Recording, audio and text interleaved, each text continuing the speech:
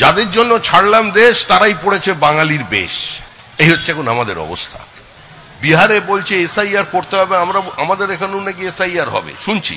SIR তো হবে, 2002 সালের পরে তো কোনো ভোটার লিস্টে রিভিশন হয়নি।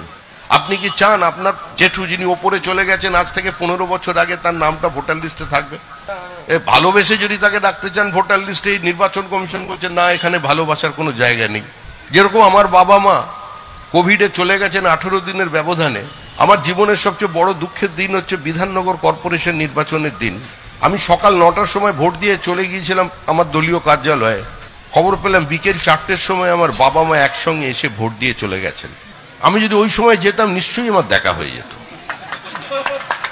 আমার এখানের যিনি মন্ত্রী আছেন, শিক্ষামন্ত্রী ব্রাত্যব্রত বসু, তার পিতাও স্বনামধন্য ব্যক্তি ছিলেন। উনি 2008 সালে গত হয়ে গেছেন। ওনার লিস্টটাও ভোটার লিস্টে ভালোবেসে রেখে দেওয়া হয়েছে। জানি না আমার বাবার মতো ওনার বাবা এসেছেন কিনা, আমার জানা নেই, এ নিয়ে আমি কোনো মন্তব্য করতে চাই না। কিন্তু উনি আছেন, উনি সশরীরে বিরাজমান। এখন কিছু মানুষ বলছে আরে মারা গেলে কি হবে, ওরাও তো মানুষ ছিল, ওরাও তো আমাদের ঘরের লোক ছিল, ওদের নামটাকে একটু রেখে দেওয়া যায় না? এখন নির্বাচন কমিশন বলছে আমরা রাখবো না।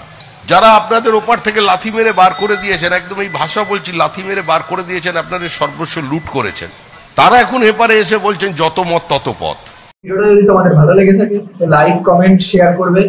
আর যদি তোমাদের মনে হয় এরকম ভিডিও তোমরা আরো দেখতে চাও তাহলে আমার চ্যানেলটাকে সাবস্ক্রাইব করো, কারণ সাবস্ক্রাইবার বহুত কম আছে। তোমাদের সাপোর্ট ছাড়া কোনো পসিবল নয়, কোনোভাবেই পসিবল নয়। তো প্লিজ সাবস্ক্রাইব করে দাও। তো দেখা হচ্ছে পরের ভিডিওতে। Thank you.